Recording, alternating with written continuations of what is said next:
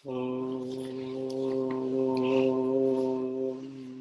पूर्णमदः पूर्णमिदं पूर्णात् पूर्णमुदच्यते पूर्णस्य पूर्णमादाय पूर्णमेवावशिष्यते। काले वर्षतु पर्जन्यः पृथिवी शस्यशालिनी देशोऽयं क्षोभरहितो ब्राह्मणाः सन्तु निर्भयाः। त्वमेव माता च पिता त्वमेव त्वमेव बन्धुश्च सखा त्वमेव त्वमेव विद्या द्रविणं त्वमेव त्वमेव सर्वं मम देव देव। सर्वे भवन्तु सुखिनः सर्वे सन्तु निरामयाः सर्वे भद्राणि पश्यन्तु मा कश्चित् दुःखभाग् भवेत्। न त्वहं कामये राज्यं स्वर्गं न पुनर्भवं कामये दुःखतप्तानां प्राणिनामार्तनाशनम्। वंशी विभूषितकरान्नवनीरदाभात् पीताम्बरादरुणबिम्बफलाधरोष्ठात् पूर्णेन्दुसुन्दरमुखादरविन्दनेत्रात् कृष्णात् परं किमपि तत्त्वमहं न जाने। वसुदेवसुतं देवं कंसचाणूरमर्दनं देवकी परमानन्दं कृष्णं वन्दे जगद्गुरुं। कार्पण्यदोषोपहतः स्वभावः पृच्छामि त्वां धर्मसम्मूढचेताः। यच्छ्रेयस्यान्निश्चितं ब्रूहि तन्मे शिष्यस्तेऽहं शाधिमां त्वां प्रपन्नम्। कृष्णाय वासुदेवाय हरये परमात्मने प्रणतक्लेशनाशाय गोविन्दाय नमो नमः। सच्चिदानन्दरूपाय विश्वोत्पत्त्यादिहेतवे तापत्रयविनाशाय श्रीकृष्णाय वयं नमः। प्रपन्नपारिजाताय स्तोत्रवेत्रैकपाणिये ज्ञानमुद्राय कृष्णाय गीतामृतदुहे नमः। बोलिए गीता गोपाल की जय, सच्चिदानंद भगवान की जय। राम। तो भगवत गीता के इस ज्ञान यज्ञ के इस निरंतर बहने वाले प्रवाह में आज आप सब लोगों का हार्दिक अभिनंदन। भगवान का कोटि कोटि धन्यवाद कि हमें ये सत्संग मिल रहा है और भगवान से प्रार्थना की सत्संग मिलता रहे। जैसे कि कल हमने छठा अध्याय किया था, छठे अध्याय के लास्ट में भगवान ने दो बातें कही थी। एक तो अर्जुन से कहा था कि चाहे कोई ज्ञानी हो, चाहे कोई तपस्वी हो, चाहे कोई किसी कर्मी हो, किसी भी तरह का हो, सबसे अच्छा होता है योगी। तू योगी बन जा।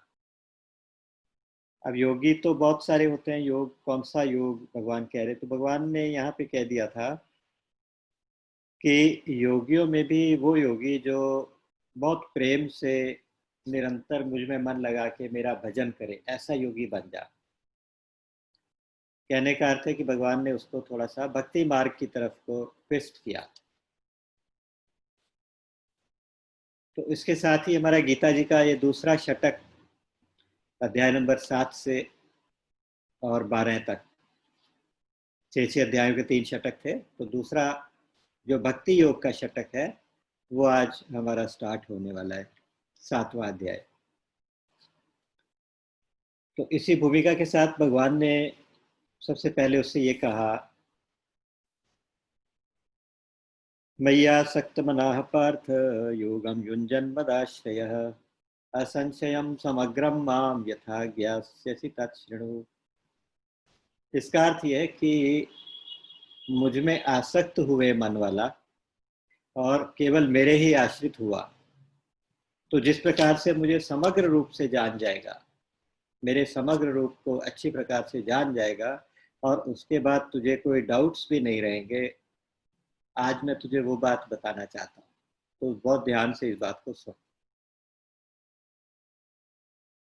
इसमें ना दो तीन शब्द प्रयोग किए भगवान ने अपना। एक तो समग्र रूप की बात की है।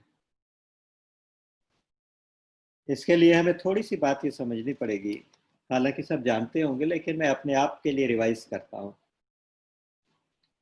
कि भगवान को कोई तो कहता है ये सगुण साकार रूप होता है उनका, और वो लोग ऐसा कहते हैं कि बस ऐसे ही भगवान होते हैं कि सगुण और साकार। सगुण और साकार का मतलब होता है, साकार का मतलब जिसका कोई आकार हो, शेप, जैसे राम के रूप में, कृष्ण के रूप में, शिव के रूप में, इस तरह से। और सगुण का मतलब होता है कि जो त्रिगुणात्मिका प्रकृति है वो उसको साथ लेके आते हैं, तीनों गुणों को वो एक्सप्रेस भी करते हैं, सत्वगुण, रजोगुण, तमोगुण, तीनों को एक्सप्रेस भी करते हैं।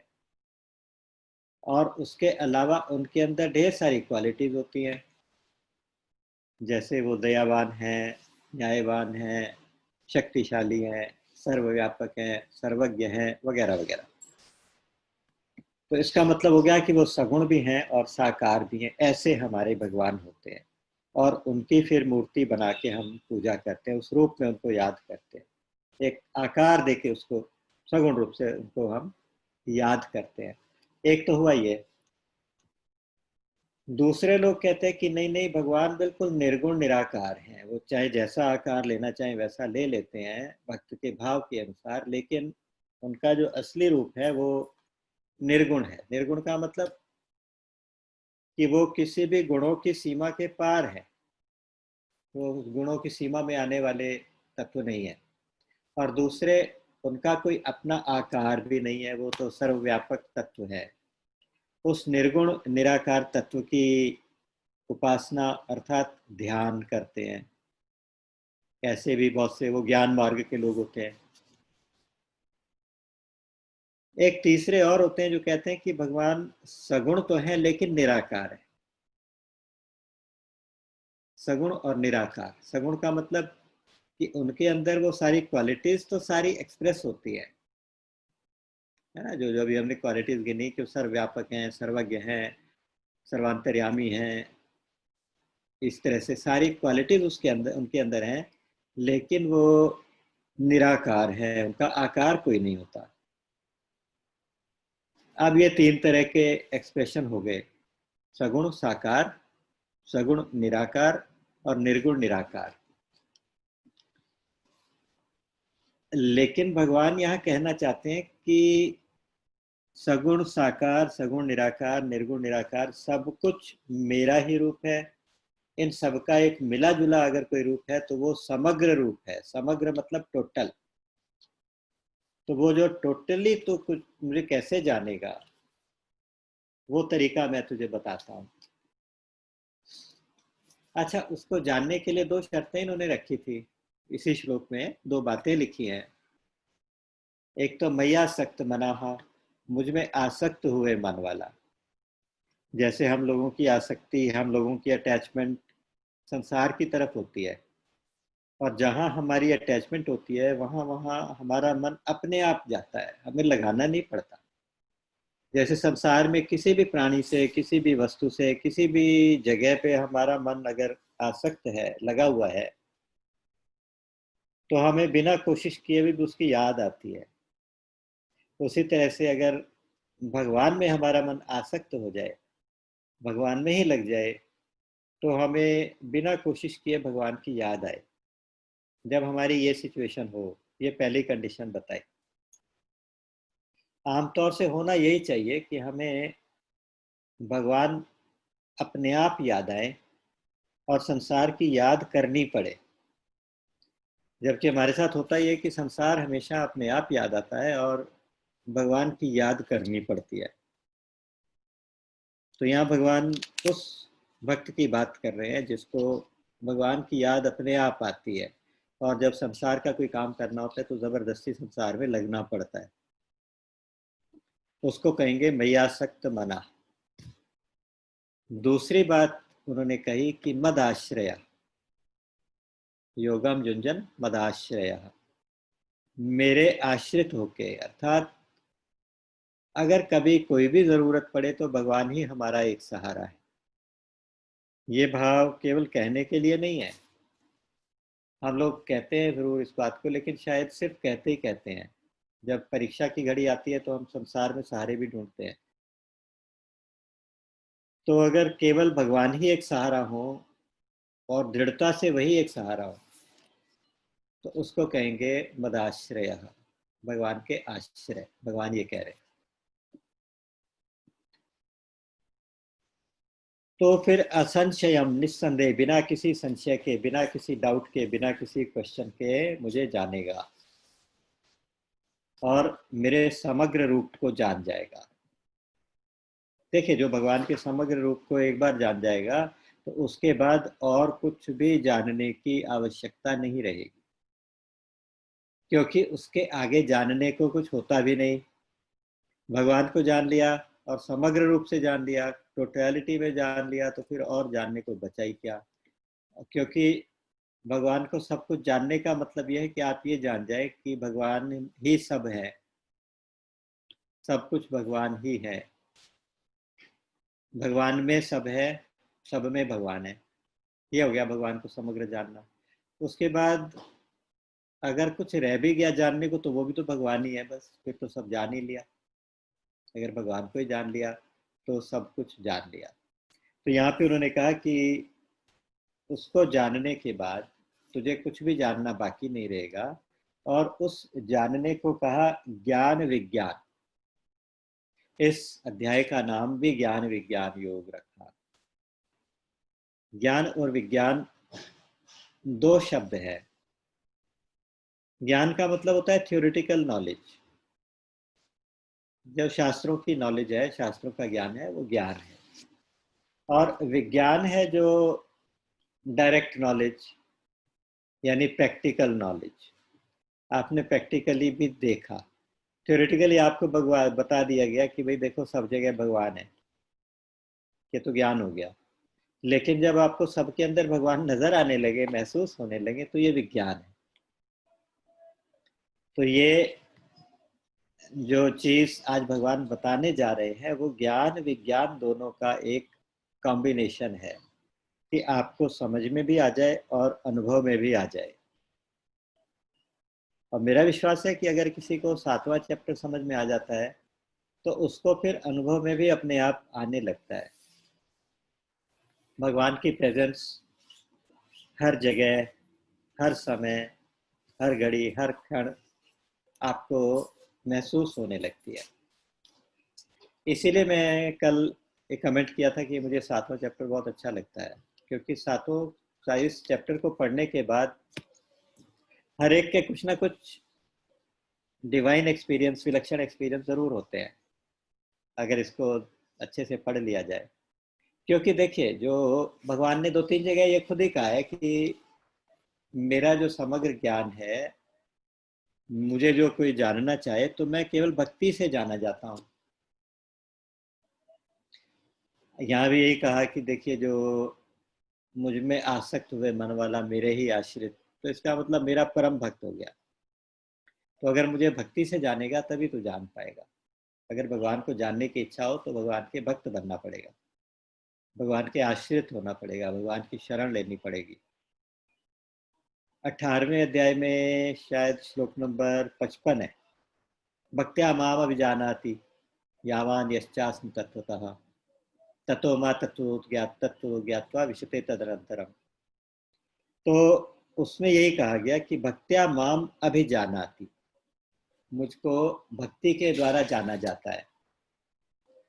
कैसे? यावान यश्चास, मैं जो हूँ और जहां तक हूँ और जितना हूँ वो सारा का सारा जाना जा सकता है। केवल जाना भी नहीं जा सकता, बल्कि जान के मुझके अंदर प्रवेश भी, मेरे अंदर प्रवेश भी किया जा सकता है। ऐसे 11वें अध्याय में श्लोक नंबर 53 होगा शायद, वहां पे भी यही 54 होगा, ये वहां पे भी यही कहा गया कि अनन्य भक्ति से ही मैं केवल जाना जा सकता हूँ। भक्त्या त्वनन्य या शक्य अहम एवं विधोर्जुन ज्ञातुम द्रष्टुम प्रवेष्टुम च ज्ञातुम द्रष्टुम च तत्वेन प्रवेष्टुम च परंतप, कि जो अनन्य भक्ति से मुझे जाना जा सकता है, ना केवल जाना जा सकता है बल्कि मुझे देखा जा सकता है साक्षात, और मुझ में प्रवेश भी किया जा सकता है। भक्ति की इतनी महिमा बताई, तो इसलिए कहा कि मन टोटली मुझ में लगा के और मेरे आश्रित होके तुम अगर मुझे जानना चाहोगे तो तुम सब कुछ जान जाओगे। मैं आपसे बिल्कुल भी छुपा नहीं रहूंगा, सब कुछ ऐसा का ऐसा जैसा हूं, जहां तक हूं, जिस तरह का हूं, सब प्रकट हो जाऊंगा। तो ये भगवान ने अपने समग्र रूप को जानने का इससे अर्जुन से आज वायदा किया, और ये कहा कि मैं तुम्हें ज्ञान विज्ञान ये वाला बताऊंगा। एक चीज और, तो इसलिए इस बात को देख के ना बहुत से लोग ये कहते हैं कि निर्गुण निराकार का ज्ञान जो होता है ना, निर्गुण और निराकार, जैसे मैंने अभी बताया था, उसको तो हम कहेंगे ज्ञान। सगुण निराकार और सगुण साकार का जो ज्ञान है उसको कहेंगे विज्ञान, क्योंकि उसी से आपको अनुभव होगा उसका। जब आप भगवान में गुणों का भी अनुभव करेंगे, जब भगवान की प्रेजेंस भी अनुभव करेंगे, और जब भगवान को साक्षात देख भी सकेंगे, तो उसको कहेंगे ये विज्ञान। तो आज ज्ञान और विज्ञान की चर्चा। लेकिन यहाँ भगवान ने कहा कि अफसोस की बात तो ये है कि इसके तरफ चलने वाले लोग बहुत कम हैं, है ना। उन्होंने कहा कि देखो, कोई लाखों में एक बिरला होता है, मनुष्याणाम सहस्रेषु कश्चिद यदति सिद्धये, हजारों में कोई एक होता है जो इसके लिए प्रयास करता है, सिद्धि के लिए, अर्थात भक्ति के लिए, मुझे जानने के लिए कोई प्रयास करता है। और यततामपि सिद्धा नाम कश्चिन माम वेत्ति तत्वतः, और उन हजारों में से भी कोई एक होता है, यानी प्रयास करने वाले हजारों में से। पहले तो हजारों में कोई एक प्रयास करता है, फिर प्रयास करने वाले हजारों में कोई एक होता है जो मुझे जान पाता है। इसका मतलब ये तो ना हुआ कि भगवान को जानना मुश्किल है, ऐसा नहीं है। भगवान को जानना मुश्किल इतना नहीं है, बल्कि उसमें इंटरेस्ट लेने वाले, इस सब्जेक्ट में इंटरेस्ट लेने वाले लोग कम हैं। ये कहना चाहते हैं भगवान कि अगर कोई जानना चाहे तो जान सकता है, लेकिन जानना चाहते ही नहीं। हम लोग भी अगर भगवान की पूजा भी करते हैं, उपासना भी करते हैं, तो मेजॉरिटी हम लोगों में से सिर्फ इसलिए करते हैं कि हमें संसार चाहिए। हम में से बहुत कम लोग ऐसे होते हैं जो भगवान की पूजा इसलिए करते हैं कि हमें भगवान चाहिए। तो हमें एक्चुअली चाहिए संसार, लेकिन चाहिए भगवान के माध्यम से। हालांकि ऐसे भक्तों को भी कहते हैं कि बहुत अच्छा है, कोई बात नहीं, अगर तुम्हें संसार भी चाहिए और फिर भी तुम मेरे पास आके मांगते हो तो अच्छी बात है, तुम भी भक्त हो। लेकिन जो उत्तम भक्त है वो तो भैया जिसको चाहिए भी नहीं, लेकिन फिर भी वो भगवान को भगवान के लिए चाहता है, भगवान को मांगने के लिए भगवान की उपासना करता है। तो यहाँ पे कहा कि हजारों में से कोई एक होता है। अब उस सब्जेक्ट को बताना चाहते हैं। श्लोक नंबर 4 और 5 ऐसे हैं जिसमें उन्होंने दो चीजें बताई बहुत क्लियर कट। एक तो बताया भूमिरापो नलो वायु खम मनो बुद्धिरेव यह बुद्धिरेव च अहंकार इति यम में भिन्ना प्रकृतिरष्टधा, अर्थात 5 महातत्व जो होते हैं, पृथ्वी, जल, अग्नि, वायु, आकाश, ये 5 महातत्व, और मन, बुद्धि और अहंकार, ये 8 तत्व हैं। 8 तत्वों को मिला के कहा ये 8 कहलाते हैं अष्टधा प्रकृति, 8 प्रकार की प्रकृति। और ये प्रकृति कैसी है? ये मेरी प्रकृति है, अर्थात मैं इसका स्वामी हूँ। अहंकार इतीयम में भिन्ना प्रकृति अष्टधा, इस प्रकार ये 8 प्रकार के भागों वाली ये मेरी प्रकृति है, मैं प्रकृति, इसके ऊपर ध्यान देना है। दूसरा उन्होंने किया अपरेयम दस्तन्याम प्रकृतिम विद्धि मे पराम। यहां भी शब्द यूज किया मेरी, अर्थात ये तो हुई अष्टधा, उसके अलावा एक और मेरी प्रकृति है, उसका नाम है परा प्रकृति। जीव भूताम महाबाहो ययेदम धार्यते जगत, जो संसार में जीव बन के बैठी है। यानी जीव जो है वो भगवान की अष्टधा प्रकृति के अलावा एक और प्रकृति है, वो भी भगवान की प्रकृति है, भगवान ही उसके स्वामी है, और वास्तव में वो भगवान का ही एक एक्सप्रेशन है जो जीव होता है। अच्छा, अब इसको आप इसको जड़ और चेतन दो तत्व कह सकते हैं, इसको पुरुष और प्रकृति कह सकते हैं, इसको क्षर और अक्षर कह सकते हैं, इसको देह और देही कह सकते हैं। गीता जी में अलग अलग स्थानों पे इसके लिए अलग अलग शब्दों का प्रयोग किया गया। एक अष्टधा प्रकृति जड़ प्रकृति होती है, जो असत होती है, परिवर्तनशील होती है, नाशवान होती है। और एक दूसरा एक चेतन तत्व जो जीव होता है, वो चेतन है, सत्य है और अविनाशी है, अपरिवर्तनशील है, निर्विकार है। जैसे आप ये समझ लीजिए कि हमारे होने का हमें अनुभव होता है कि हम हैं। कोई पूछे कि क्या आपको ये कभी अनुभव होता है कि मैं नहीं हूं? ऐसा कभी नहीं होता। हमें हमेशा ये अनुभव रहता है कि मैं हूं, मैं हूं। मैं हूं में दो शब्द है। आप चाहे जो भी हो, उसके बाद बीच में विशेषण लग जाते हैं, उसके बाद और चीजें, उपाधियां आ जाती हैं कि मैं पुरुष हूँ, मैं डॉक्टर हूँ, मैं दिनेश हूँ, इस तरह से अपने नाम भी आ जाएंगे, मेरा स्वरूप भी आ जाएगा, मैं शरीर हूँ, मैं मन हूँ, मैं बुद्धि हूँ, मैं क्या हूँ। इस तरह से मैं बलवान हूँ, मैं दुर्बल हूँ, मैं ज्ञानवान हूँ, मैं अज्ञानी हूँ, बीच में विशेषण लग जाते हैं, लेकिन मैं हूँ इसमें किसी को कोई डाउट नहीं होता। तो ये मैं हूँ में दो शब्द हैं, मैं और हूँ। मैं का मतलब अष्टधा प्रकृति में से अहंकार, और हूँ मतलब जीव, प्योर कॉन्शियसनेस। इन दोनों का मिला के मैं बन गया। अब ये कहते हैं कि इसलिए जो अष्टधा प्रकृति से संबंध बनाने वाली परा प्रकृति है, जीव है, वो मैं के माध्यम से संबंध बनाती है। यानी अष्टधा में से जो अहंकार है, उसके उसके माध्यम से उन दोनों का आपस में कांटेक्ट बनता है, और ये सारा का सारा खेल शुरू हो जाता है। और उसी ने सारे जगत को धारण किया हुआ है। ये एकदम धार्यते जगत, इस श्लोक में ये शब्द आया, जीव भूताम महाबाहो येदम धार्यते जगत। जो जीव बन के बैठी है परा प्रकृति, उसने ही संसार को धारण किया। अर्थात संसार की एग्जिस्टेंस अगर दिखाई देती है, तो वो इसलिए दिखाई देती है कि उसको परा प्रकृति अर्थात जीव ने माना है, तभी कि ये संसार है, उसको सत्ता दी है। अदरवाइज भगवान की दृष्टि में संसार नहीं है। जो प्रबुद्ध महापुरुष होते हैं, भगवत प्राप्त महापुरुष होते हैं, उनकी दृष्टि में भी संसार नहीं है। संसार केवल जीव की दृष्टि में है, वो जीव जो अहंकार के साथ, जो अष्टधा प्रकृति के साथ संबंध बना के जीव बना हुआ है। और जीव का नाम भी जीव तभी तक है जब तक वो प्रकृति से संबंध बना के बैठा है। अगर उससे संबंध तोड़ देता है तो उसका नाम जीव नहीं रहता। अगर वो संसार की सत्ता मानने से मना कर देता है, जब समझ में आ जाता है कि संसार की अपनी कोई सत्ता नहीं है, जगत की कोई सत्ता नहीं है, तो वो फिर जीव नहीं रहता, फिर हूँ नहीं रहता, फिर वो हूँ नहीं, मैं हट जाने से हूँ का भी है हो जाता है।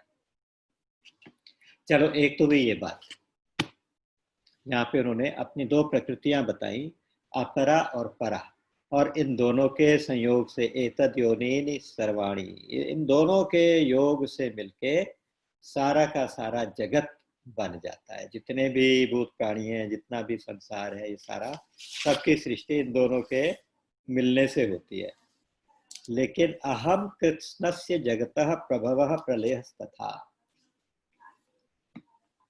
इस सारे जगत का उत्पत्ति करता और सारे जगत का समाप्ति करता है ना, उसका सृजन और संहार करने वाला वो परमात्मा खुद है। उन्होंने कहा कि मैं ही करता हूं। अहम कृत्स्नस्य, कृत्स्नस्य मतलब पूरे, जगतः, प्रभवः और प्रलय। प्रभव मतलब उत्पत्ति, प्रलय मतलब प्रलय। उत्पत्ति और प्रलय करने वाला भगवान ही होता है। अब यहाँ एक बहुत सूत्र की बात भगवान ने कही है। 7वां श्लोक, 7वें अध्याय का 7वां श्लोक काफी इंपॉर्टेंट श्लोक है। मत्तः परतरम नान्यत् किंचिदस्ति धनंजय, मयि सर्वविधं प्रोतम सूत्रे मणिगणा इव। अर्थात हे धनंजय, हे अर्जुन, मेरे अतिरिक्त और कहीं कुछ भी नहीं होता। मत्तः परतरम न अन्यत् किंचित अस्ति, कुछ भी और नहीं होता। कुछ भी और नहीं होता का मतलब जितनी भी ये सृष्टि है, चाहे कोई जड़ है, कोई चेतन है, कोई चलने वाली है, कोई स्थावर है, कोई जंगम है, कोई चलने वाली, कोई ना चलने वाली है ना, कोई जल में रहने वाले जीव जंतु हैं, कोई हवा में उड़ने वाले हैं, कोई पृथ्वी पे रहने वाले हैं, जलचर, थलचर, नभचर, स्थावर, जंगम, जड़, चेतन,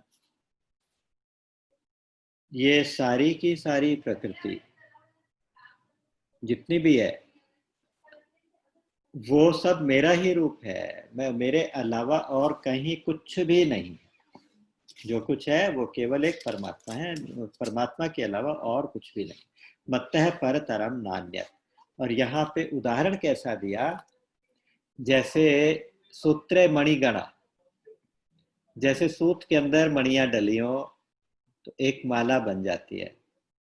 या इसका दूसरा भाव ये भी है, जैसे सूत की माला होती है, ऊन की माला आपने देखी होगी, तो उसमें क्या है कि ऊन का ही धागा रहता है, ऊन के ही मणियां बन जाती हैं, मनके भी ऊन के ही बन जाते हैं, धागे के बन जाते हैं। तो धागे की मणियां, धागा ही बीच में और धागा ही धागा है, सारा तत्व से एक ही चीज है, लेकिन वो अलग अलग दिखाई देते हैं। 108 मन के अलग अलग दिखते हैं। एक अलग से ऊपर मेरू भी दिखता है, उसके ऊपर वो मन भी बना होता है। वो सारा का सारा जितनी भी चीजें दिखाई देती हैं वो केवल सूत ही है, सूत्र है बस। तो उसी तरह से जैसे संसार अलग अलग तरह का दिखाई देते हुए भी और कुछ नहीं, केवल एक परमात्मा तत्व है, उसके अलावा और दूसरा कोई तत्व है ही नहीं। ये बात याद रखने वाली है। भागवत जी में एक चतुश्लोकी भागवत आती है, वो कहते हैं अहमेवा समेवाग्रे नान्यद यद सद सत परम पश्चादहम यदेतच्च यो विशिष्येत सोस्म्यहम्। कि सृष्टि के बिल्कुल आदि काल में, बिल्कुल स्टार्टिंग जब सृष्टि बन रही थी उस समय कुछ नहीं था, केवल मैं ही था। सब कुछ तो पहले हो चुकी थी, केवल मैं ही था। और आज भी अगर कुछ है तो केवल मैं ही हूं। और भविष्य में जब ये सृष्टि नहीं रहेगी तो मैं तो रहूंगा ही। सारी सृष्टि नहीं रहेगी लेकिन मैं तो रहूंगा। इस चीज को बिल्कुल याद रख लेना चाहिए। देखिए, जो उदाहरण बहुत सुंदर देते हैं कि जैसे मान लीजिए किसी किसान ने अपने खेत में गेहूं बोया, गेहूं बोने के बाद जो उसके पौधे निकले तो हरी हरी घास जैसे पौधे थे। एक गाय आई, उसने उसका वो घास चर ली सारी। वो कहता है कि गेहूं, गाय मेरा गेहूं खा गई। गेहूं का एक भी दाना उसने नहीं खाया, लेकिन फिर वो कहता है गेहूं खा गई। क्यों? क्योंकि बीज गेहूं का था। तो अब जो खेती है तो गेहूं की खेती कहलाएगी। सृष्टि के आदि में, बिल्कुल सृष्टि के प्रारंभ में अगर केवल भगवान थे, भगवान के पास बनाने के लिए और कुछ भी नहीं था, उनके पास कोई मटेरियल भी नहीं था, वो खुद ही मटेरियल बने, खुद ही बनाने वाले बने और खुद ही बनने वाले बन गए। यानी तीन तरह के कारण होते हैं। जैसे कार्य और कारण दो शब्द होते हैं ना। किसी चीज से कोई चीज बनती है तो जिससे बनती है उसे हम कहते हैं कारण। और जो बनती है उसको कहते हैं कार्य। कारण से बनता है कार्य, रिजल्ट में जो निकला वो कार्य, और जो बना रहा है वो है कारण। कारण भी कई तरह के होते हैं। एक निमित्त कारण होता है, एक उपादान कारण होता है, एक अधिष्ठान होता है। फॉर एग्जाम्पल, जैसे मिट्टी के बर्तन बनते हैं, कुम्हार बनाता है, उसके लिए उसको मिट्टी चाहिए, उसके लिए उसको एक चाक चाहिए जिसके ऊपर गोल गोल घूमता है जो। तो मिट्टी तो है उपादान कारण, मैटर, मटेरियल, उसको कहते हैं उपादान। और बनाने वाला जो कुम्हार है वो है निमित्त कारण, और जिसके ऊपर रख के बना रहा है वो है आधार, आधार, अधिष्ठान। भगवान खुद ही निमित्त कारण बने, खुद ही उपादान कारण बने, खुद ही अधिष्ठान बने, और इतना बड़ा खेल रचा दिया। इसलिए भगवान का नाम कहते हैं, एक नाम है अभिन्न निमित्तोपादान कारण, यानी निमित्त और उपादान अभिन्न है। भगवान ने ऐसी सृष्टि बनाई। आप देखिए, रामचरितमानस में कहते हैं, जय सृष्टि उपाई त्रिविध बनाई, संग सहाय न दूजा। उन्होंने सृष्टि बनाई, उनके पास और कुछ भी नहीं था, संग भी नहीं था, कोई साथ में उपाय भी नहीं था, संग में उनके कोई हेल्प भी नहीं थी। तो किस चीज से बनाएंगे? खुद से ही बनाएंगे। कैसे बनाएंगे? खुद ही बनाएंगे। तो बनेगा क्या? जो बनेगा वो भी तो वही होंगे, और क्या होंगे। जब हमने गेहूं का बीज बोया, जब खेती होगी, चाहे उसमें गेहूं नहीं दिखाई दे रहा तो भी गेहूं ही है ना। उसी तरह से संसार जो बना, भगवान ने बनाया, भगवान ही खुद बने, भगवान ने ही बनाया। तो अब जो कुछ भी है वो भगवान ही है, भगवान के अलावा दूसरा कोई हो भी नहीं सकता। ये चीज एक बार समझ में आ जाए तो फिर दूसरा कुछ इधर उधर कहीं संकल्प विकल्प आता ही नहीं। लगता है कि सब कुछ भगवान ही है, उसके अलावा दूसरा आएगा कहां से। यह विज्ञान है, इसको कहते हैं ये विज्ञान है। अभी तक जो बात हो रही थी ना, भूमिरापो नलो वायु वायु, ये वाली परा अपरा, वो ज्ञान है। लेकिन एक बार आंख बंद करके सोचिए कि ये सारी की सारी सृष्टि, सारा का सारा जगत परमात्मा के अतिरिक्त और कुछ भी नहीं है। मत्तः परतरम नान्यत् किंचिदस्ति धनंजय, वै सर्वमिदं प्रोतम सूत्रे मणिगणा एव। ये है। जैसे एक कथा बताते हैं, स्वामी जी सुनाया करते थे, कहते थे कि एक कोई महात्मा कहीं जा रहे थे, उनको रास्ते में लघु शंका के लिए, पेशाब करने के लिए कहीं रुकना पड़ा। तो एक खेत था खाली, उसमें बैठ के वो पेशाब करने लगे। किसान ने सोचा कि कोई चोर है जो नीचे बैठ के मेरे खरबूजे चुराने आया है। खरबूजे का खेत था। तो उसने पीछे से जाके जोर से एक लाठी सिर पे मार दी। तो महात्मा जी राम राम करके गिर पड़े। जब उसको पता चला कि ये बेचारा चोर तो नहीं था, ये तो कोई महात्मा ही था, और ये तो अपने जरूरी काम के लिए बैठ गया था, तो उसको बड़ी परेशानी हुई। उसने माफी मांगी और उनको ले जाके किसी हॉस्पिटल में एडमिट करा दिया, इमरजेंसी में लिटा दिया। इमरजेंसी में डॉक्टर आए, उन्होंने उनकी पट्टी कर दी, ड्रेसिंग वगैरह हो गई, दवाई हो गई, इंजेक्शन हो गया। इतने में एक नर्स दूध लेके आ गई। तो महात्मा जी बोले, तुम बड़े अजीब लोग हो, बड़े अजीब आदमी हो। पहले तो मुझे डंडा मारा, फिर मेरी पट्टी कर दी, और अब मुझे तुम दूध पिलाने आ गए। तो नर्स घबरा गई, बोली नहीं नहीं बाबा, मैंने नहीं मारा डंडा, तो किसी और ने मारा था। वो कोई और दूसरा और था, मैंने डंडा नहीं मारा। वो कहते दूसरा कहाँ से आएगा, दूसरा कहाँ से आ जाएगा। जब दूसरा कोई है ही नहीं तो मारने वाला भी वही है, पट्टी करने वाला भी वही है, दूध पिलाने वाला भी वही है। तो जब किसी संत की नजर में ये बात बिल्कुल पक्की बैठ जाती है, तो फिर उसको कहीं किसी तरह का कोई कष्ट नहीं होता, कोई किसी तरह की कोई परेशानी नहीं होती, और इसके बाद कहीं कुछ जानना बचता भी नहीं। क्योंकि फिर अच्छे और बुरे की पहचान खत्म हो जाती है। भागवत जी में कहते हैं किम भद्रम किम अभद्रम वा द्वैतस्या वस्तुनः कियत्। जब द्वैत नाम की कोई वस्तु ही नहीं है, जब दो है ही नहीं किसी तरह से, तो उसमें अच्छा और बुरा कैसे हो सकते हैं? एक ही है। जब है ही एक, तो उसमें दो का भेद कैसे हो सकता है कि ये अच्छा ये बुरा?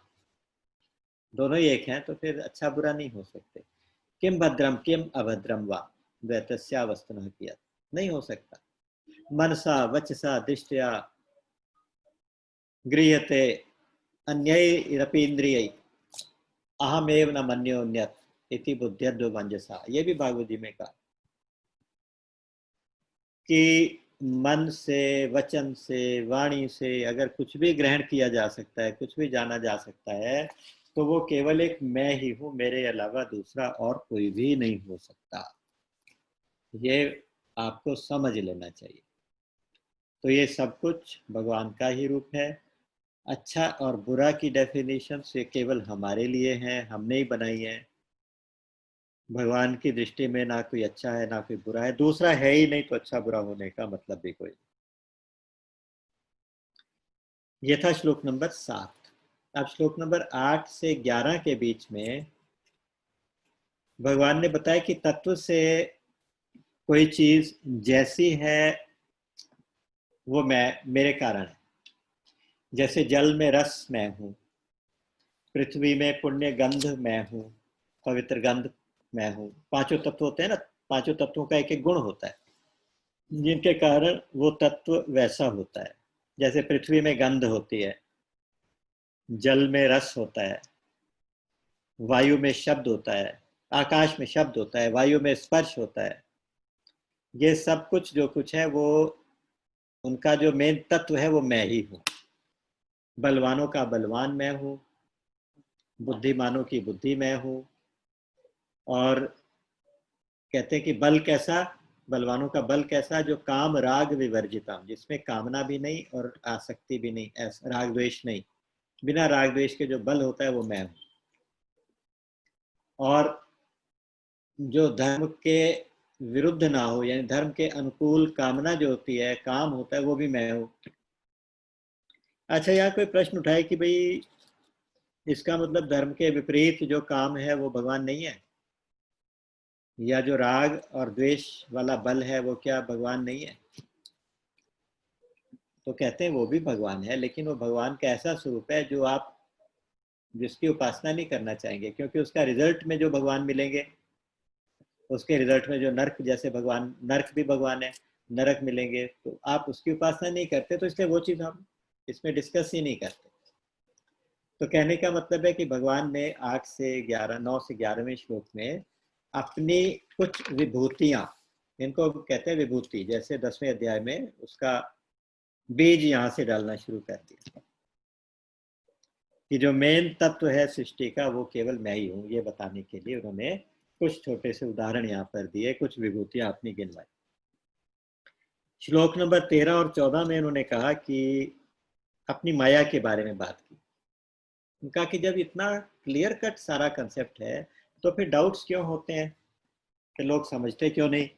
तो उसके लिए उन्होंने कहा कि साहब, मेरी माया है ना, मेरी माया के वश में लोग अज्ञान में रहते हैं, और मेरी माया को तरना बहुत मुश्किल है, दुस्तर। मम माया दुरत्यया, तरने में दुस्तर है, मतलब उसका पार नहीं पा सकते। क्यों नहीं पा सकते? क्योंकि भगवान की माया है, भगवान की शक्ति है, माया भगवान की शक्ति है। तो जो भगवान की शक्ति है उसका हम मुकाबला तो कर नहीं सकते, तो क्या करो? तो कहते मामे वे प्रपद्यंते माया में ताम तरंती थे, यानी जो मेरी शरण हो जाते हैं वो मेरी माया से पार पा सकते हैं।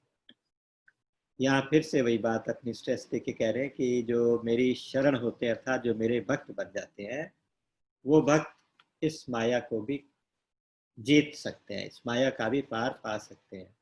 क्योंकि माया से लड़के उसका, उस पर विजय प्राप्त करना मुश्किल है। भगवान की जो माया है, भगवान ने जो एक इल्यूजन पैदा किया हुआ है,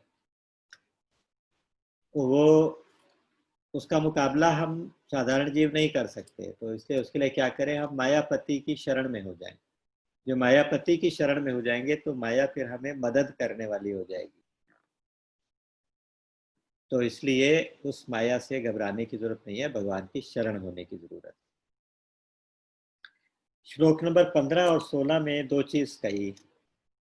उन्होंने कहा कि माया के प्रभाव में जो अज्ञान के वश में लोग हो जाते हैं, वो लोग मेरा भजन नहीं करते, वो दुष्कृति लोग होते हैं, यानी दुष्कर्म करने वाले लोग मेरा भजन नहीं करते, और उनके भाव भी आसुरी प्रवृत्ति वाले हो जाते हैं। आगे जाके आसुरी और दैवी संपत्ति का विभाग बताएंगे, उसमें कौन सी आसुरी होती है, कौन सी दैवी गुण होते हैं। लेकिन यहाँ पे उसका एक तरह से भूमिका भी यहीं से डाल दी है कि आसुरी संपत्ति वाले दुष्कर्मी लोग अज्ञान के वश में होके मेरा भजन नहीं करते। लेकिन 16वां श्लोक कहते हैं, चतुर्विधा भजन्ते माम जना सुकृति नो अर्जुन, आर्तो जिज्ञासुरर्थार्थी ज्ञानी च भरतर्षभ। लेकिन चार प्रकार के लोग, जो सुकृति लोग, जो पुण्यात्मा लोग होते हैं, वो चार प्रकार के भक्त मेरा भजन करते हैं। क्या क्या चार प्रकार के लोग हैं कि आर्त, एक है जिज्ञासु, एक है अर्थार्थी, एक है ज्ञानी। ज्ञानी भी भगवान का भक्त है। भगवान कह रहे हैं कि जो ज्ञानी भक्त है वो क्या है, ज्ञानी भक्त जब मुझे जान जाता है, जो ज्ञानी, तो वो मुझसे प्रेम करता है। जब भगवान को आप समग्र रूप से जान जाते हैं तो आप कुछ नहीं, केवल प्रेम ही करेंगे भगवान से। तो जो प्रेम करता है वो प्रेमी भक्त भगवान का ज्ञानी भक्त है। इतिहास में बहुत से उदाहरण ऐसे बताए। आर्त कौन होता है? आर्त वो होता है जब किसी संकट में पड़ के कोई भगवान को बुलाए। उदाहरण के लिए उत्तरा का उदाहरण दिया जाता है, जो अर्जुन की पुत्र वधू थी, अभिमन्यु की पत्नी। जब महाभारत का युद्ध समाप्त हो चुका था तो उस समय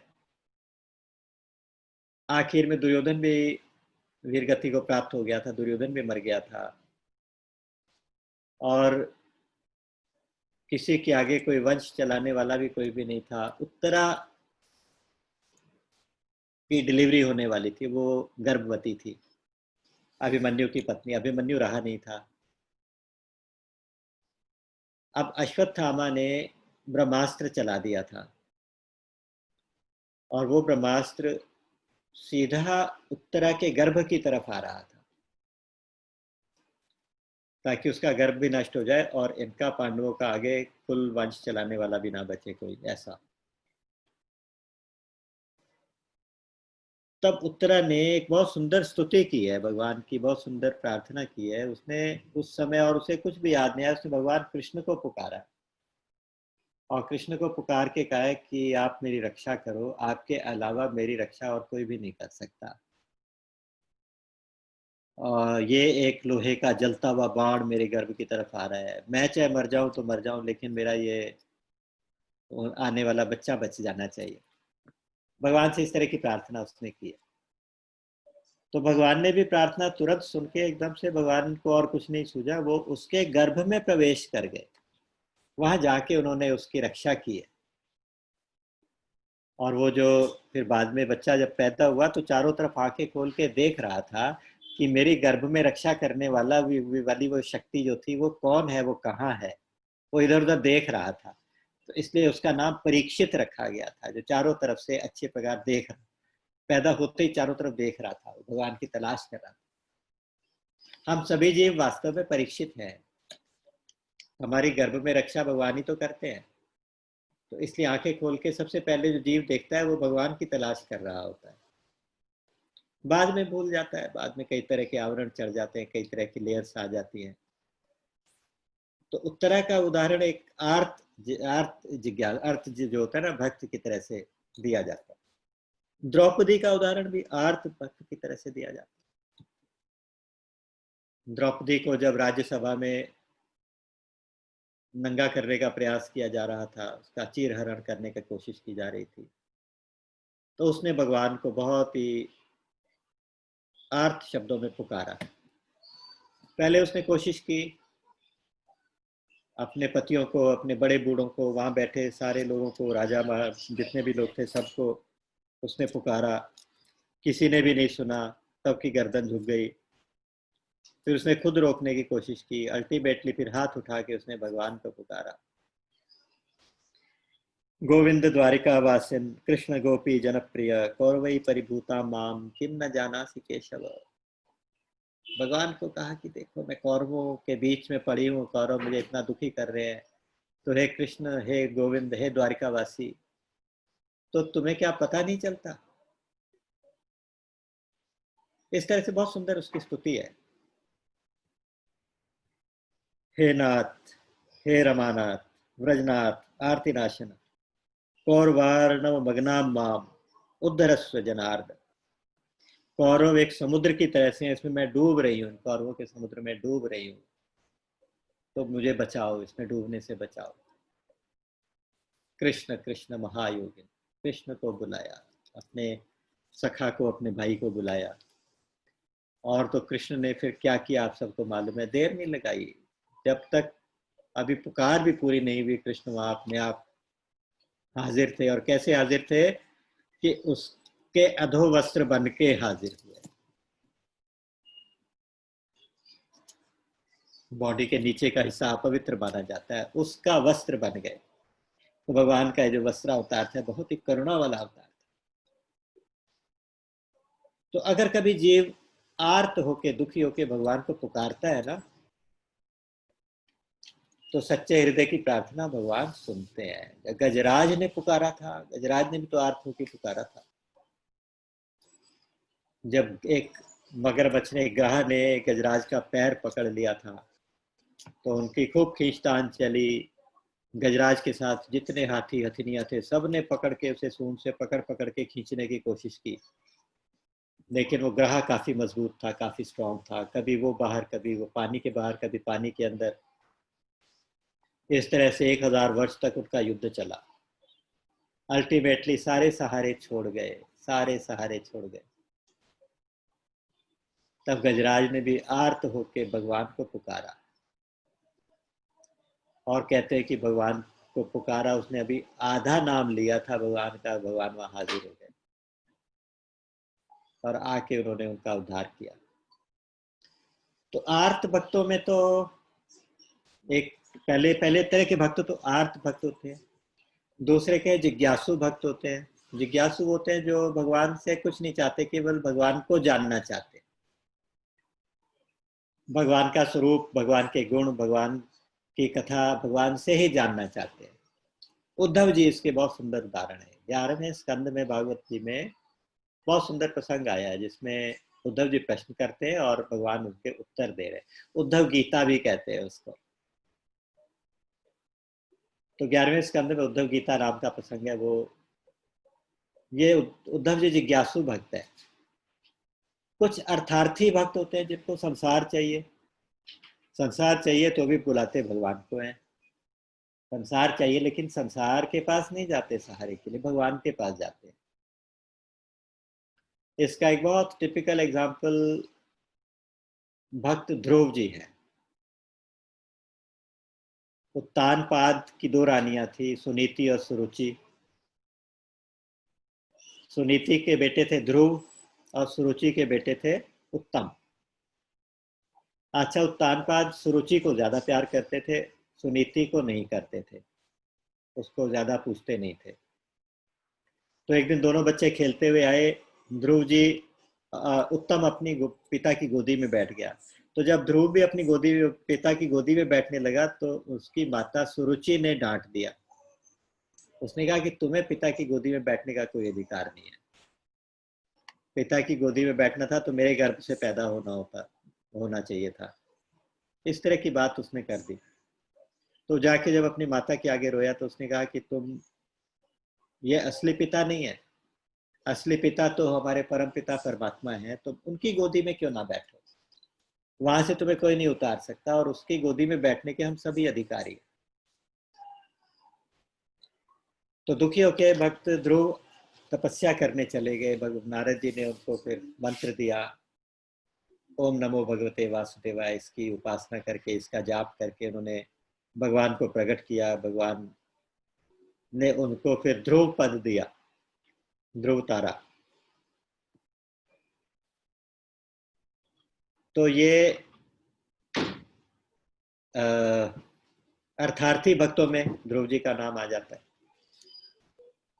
और ज्ञानी भक्त में कौन है? ज्ञानी भक्त में हमारी व्रज की गोपिका है। अभी पिछले दिनों हम जो वर्णन कर रहे थे गोपी गीत का, तो उसमें जो गोपियां हैं वो ज्ञानी भक्त है। वो भगवान का तत्व जानती हैं और भगवान से प्रेम करती है, और उनका प्रेम बिल्कुल निश्चल, निष्काम और सच्चा प्रेम। उस प्रेम के कारण उनको, उनकी भक्ति को यथा व्रज गोपिका नाम, ऐसा उदाहरण, मतलब भक्ति सूत्र में जो उनका प्रेम है वो अल्टीमेट प्रेम बताया गया। वो जो प्रेमी भक्त है, तो भगवान ने कहा 4 प्रकार के भक्त मेरे होते हैं। चतुर्विधा भजन्ते माम जनाः सुकृति नोर्जुन। ये चारों सुकृति है, चारों पुण्यात्मा है। आर्तो, जिज्ञासु, अर्थार्थी और ज्ञानी, ये 4। अच्छा, फिर इन चारों में से कहते हैं कि तेषाम ज्ञानी, इन सब में से भी जो ज्ञानी है ना, वो मेरा सबसे अच्छा भक्त है। तेषाम ज्ञानी नित्य युक्त एक भक्तिर विशिष्यते, क्योंकि वो अनन्य भक्ति से मेरा ही पूजा करता है। इसलिए वो, क्योंकि उसके अलावा, उसके नजर में मेरे अलावा और दूसरा कोई भी नहीं होता, तो इसलिए वो मेरा सर्वोत्तम भक्त है, सबसे अच्छा भक्त ज्ञानी। फिर अपने आप को क्लियर कर रहे हैं, भगवान कह रहे हैं कि हालांकि ये सारे ही उदार हैं, उदारा सर्व एवैते ज्ञानी त्वात्मैव मे मतम। हालांकि ये चारों प्रकार के भक्त उदार है। उदार इसलिए कि मेरा मेरा भजन कर रहे हैं तो उदार है। भक्त को भी भगवान उदार कह रहे हैं, ये भगवान की सबसे बड़ी उदारता है। ये सारे उदार हैं, लेकिन उनमें से ज्ञानी तो खुद मेरा ही स्वरूप है। ज्ञानी को अपना स्वरूप बताया भगवान ने, क्योंकि ज्ञानी के लिए भगवान के अलावा दूसरा कोई भी नहीं होता, तो इसलिए ज्ञानी भी भगवान का स्वरूप हो जाता है। तो प्रेमी भक्त भगवान का ही स्वरूप है, तो उनका कि ज्ञानी सबसे अच्छा है। तो इस प्रकार से ये प्रसंग अपने भक्तों वाला भगवान ने शुरू किया 17वें 18वें श्लोक में। 19वां श्लोक फिर उसी तरह का श्लोक है जो जैसे 7वां श्लोक आया था, मत्तः परतरम नान्यत्। यहाँ भी उसी तरह की बात की है। उन्होंने कहा कि बहुनाम जन्म नामन्ते ज्ञानवान माम प्रपद्यते वासुदेवः सर्वमिति स महात्मा सुदुर्लभ। अर्थात बहुत से जन्मों के अंत में, अंत के जन्म में जो है साधक मेरी शरण में होता है, और जब मेरी शरण में हो जाता है तो उसकी नजर में केवल एक वासुदेव ही वासुदेव होता है। वासुदेवः सर्वम। ऐसा कोई महात्मा बहुत दुर्लभ होता है। कोई कोई होता है जिसको ये बात समझ में आ जाती है, वासुदेवः सर्वम। ये एक इतना बड़ा सिद्धांत है जो मेरी नज़र में, तो कम से कम मैं तो कन्विंस्ड हूँ कि मेरी नज़र में इससे आगे स्पिरिचुअलिटी में और कोई भी सूत्र नहीं है। वासुदेवः सर्वम। जो कुछ भी है सब भगवान है, जो कुछ भी है सब कुछ परमात्मा ही है। और इसको जानने वाला बहुत दुर्लभ होता है। सुदुर्लभा, स महात्मा सुदुर्लभा। ऐसे भक्त को, ऐसे ज्ञानी को भगवान महात्मा कह रहे। और बहुत से जन्मों के अंत के जन्म में ऐसा होता है। बहुत से जन्मों का अंत कौन सा होता है? मनुष्य का जन्म। ऐसा केवल मनुष्य के जन्म में ही उसको महसूस हो सकता है। एक महात्मा, एक फकीर थे कोई, वो घूमते रहते थे किसी गांव में। किसी ने कुछ दे दिया खाने को तो खा लिया, किसी ने जहाँ बिठा दिया वहां बैठ गए। इस तरह ऐसा मस्त घूमते रहते थे। एक दिन लोगों ने देखा कि वो बैठ के, किसी ने रोटी दी थी, वो रोटी खा रहे थे, साथ में कुत्ता आके बैठ गया। तो एक ग्रास खुद खाते थे, एक कुत्ते के मुंह में देते थे, फिर एक खुद खाते, एक कुत्ते के मुंह में दे रहे थे, और बड़े प्यार से अपना उसके साथ ऐसे चल रहा था। तो लोग देख के हंसने लगे। तो उन्होंने कहा कि हे राम, तुमने क्या कभी राम को राम के साथ खाना खाते नहीं देखा? मतलब आप भी राम हैं, मैं भी राम हूँ, ये भी राम है। तो ये जो नजर होती है ना, बड़ी मुश्किल से मिलती है। जर्रे जर्रे में है झांकी भगवान की, किसी नूर वाली आंख ने पहचान।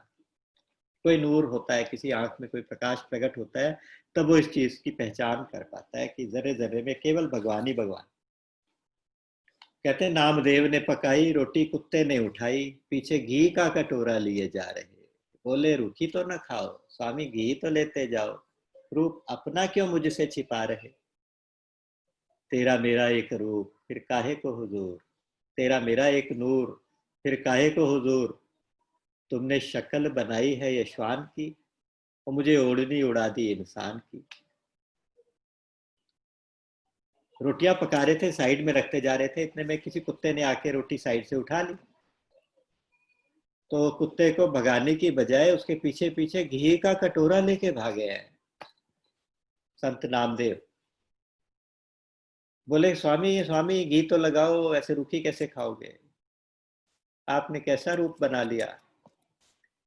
और मीरा जी के आगे सांप आ गया तो नाचने लगी, कहते हैं कि जब सांप भेजा उसको डसने के लिए पिटारी में, तो हंसने लगी, नाचने लगी कि अरे भगवान आज मेरे सावरे इस रूप में आ गए।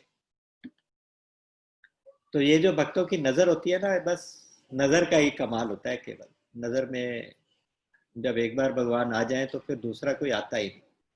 अब ना आंख तर आवत को, उसके बाद और कोई दिखाई ही नहीं देता, कुछ भी दिखाई नहीं देता। तो बस बहुनाम जन्म नाम अंते, कभी एक सौभाग्य ऐसा बनता है, निर्देह माध्यम सुलभम सुदुर्लभम प्लवम सुकल्पम गुरु कर्ण धारम मयानुकूलेन नभस्वतेरितम पुमान भवाब्धिम तरेत न तरेत स आत्महा। भागवत जी ने कहा कि अगर ऐसा मौका बन गया कि मनुष्य का शरीर मिल जाए और साथ में कोई गाइड करने वाला मिल जाए, भगवान की कृपा भी हो जाए, कृपा की अनुकूल वातावरण में हवा भी बहने लगे, और फिर भी अगर कोई इस भवसागर से पार ना हो तो फिर उसका जन्म लेना बेकार है। उसने तो इसका मतलब अपने अपने आप ही हत्या कर ली। तो बहुत से जन्मों का अंत हमारा यही जन्म है, बस यहीं पे अंत हो जाए, इसके बाद दूसरा कोई जन्म ना मिले, उसके लिए इसी जन्म के इसी शरीर के रहते रहते ये अनुभव कर ले कि भगवान के अलावा दूसरी कोई सत्ता होती ही नहीं। बस एक ये सूत्र इस 7वें अध्याय में से पकड़ने वाला है, और यही समग्र रूप है भगवान का। ये सारी सृष्टि समग्र रूप है भगवान का। जो कुछ भी दिखाई देता है भगवान के अलावा कुछ नहीं है। फिर यहाँ श्लोक नंबर 20 से 23 के बीच में भगवान ने कहा है कि कोई लोग इस तत्व को नहीं जानते, अलग अलग देवताओं को मुझसे अलग समझ के उपासना करते हैं, अन्य देवता समझ के उपासना करते हैं, और उनसे उन्हें कामना के साथ करते हैं।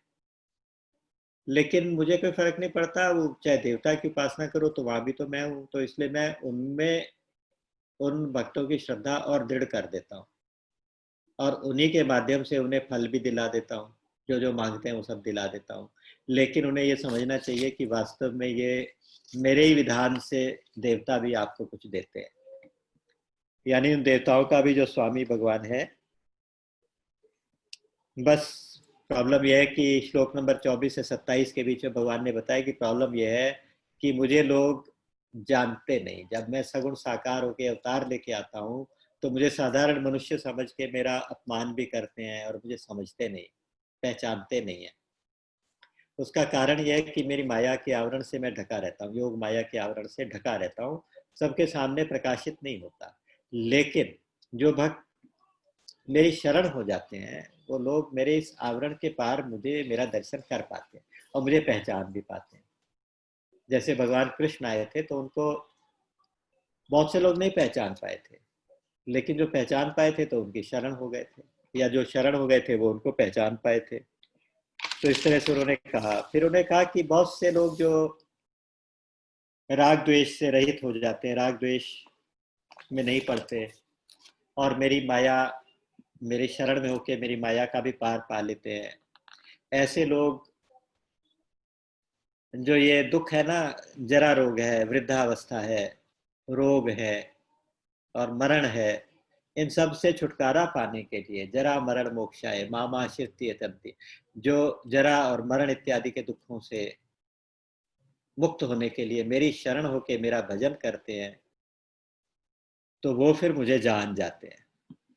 और मुझे जान जाते हैं, किस तरह से जान जाते हैं? सारे ब्रह्म को जान जाते हैं, अध्यात्म को जान जाते हैं, कर्म को जान जाते हैं, अधिभूत, अधियज्ञ, अधिदैव सहित मेरा समग्र रूप जान जाते हैं। ये कह के भगवान ने यहाँ 7वें अध्याय को विराम दे दिया। लेकिन आखिर के 2 श्लोकों में जो उन्होंने ये 6 शब्द प्रयोग कर दिए ना, ब्रह्म, अध्यात्म, कर्म, अधिदैव, अधियज्ञ, अधिभूत, अधिभूत, अधिदैव, अधियज्ञ, तो ये 6 शब्द जो प्रयोग कर दिए, इन 6 के आधार पर अब 8वां अध्याय का एक प्रश्न के साथ स्टार्टिंग हो जाएगी। अर्जुन पूछेगा कि ये जो आपने 8 शब्द प्रयोग कर दिए, हमें तो कुछ समझ में आया नहीं है, क्या क्या है, आप उनका बताओ। फिर उनकी डेफिनेशन होगी और उसके अलावा फिर और कुछ क्वेश्चंस होंगे अर्जुन के, उनकी क्वेरीज का जवाब दिया जाएगा। लेकिन मेरी नज़र में जो भगवान ने बताना था अल्टीमेट अपना स्वरूप, वो इस 7वें अध्याय में बता दिया। अब इसी का विस्तार आगे अलग अलग तरीके से बताएंगे। तो जैसे जैसे आगे आगे भगवत प्रेरणा होगी, कल से फिर हम 8वें अध्याय में प्रवेश करेंगे।